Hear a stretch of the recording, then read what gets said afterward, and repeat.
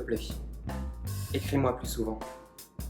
Juste 1 ou 2 lignes, au moins sur ta santé. Répartissons les tâches ainsi. À moi les déclarations d'amour. À toi l'état de ta santé et l'humeur du jour. J'avais des amis. Mon Dieu, qu'il est déchirant de les quitter pour toujours. Les vagues du désespoir roulent dans ma tête. Mon destin était de servir le roi. C'est ce qui me condamne. Mais je ne voudrais pas mourir. Il fait le plus beau temps du monde. Je m'en vais reprendre ma vie, mes lectures, mes promenades. Point de soucis. Soyez en repos de votre chère maman qui se conserve pour vous. Conservez-vous pour elle. Je me trouve très bien ici. Surtout quand vous êtes à Grignan. Aldrich, mon grand. Je passe sur les enculés de critiques qui voient dans notre film une horreur gérontologique et nous traitent de phénomène de foire. Mais je jubile en comptant la recette et en pensant aux producteurs de merde qui n'ont pas misé une thune sur Baby Jean. Alors que dire de mon état quand j'apprends que je suis nommé aux Oscars?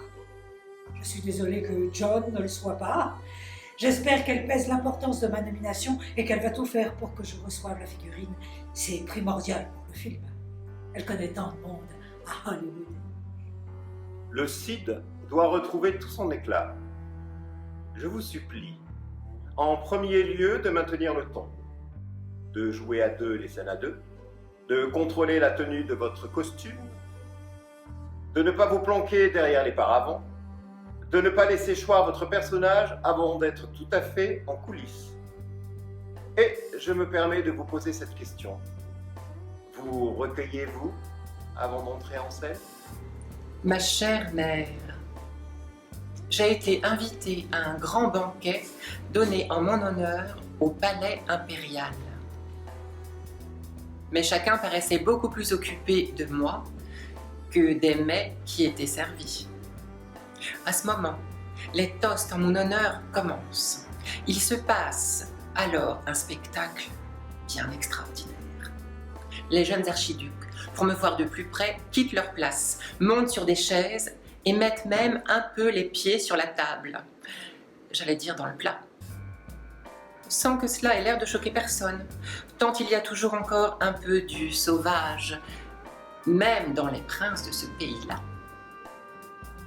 Mon cher Molière, pensez-vous réellement que le théâtre puisse se contenter de machinerie, d'éclairs, de personnages volant sur toute la scène au milieu du ciel et des enfers avec des dieux empanachés? Mordius, quel paltoquet grincheux. De la musique de Lully interprétée par des centaines d'instruments, ou que sais-je? Espérez-vous ainsi suppléer au manque de beaux vers? Quel roi des pitres peut ainsi me traiter?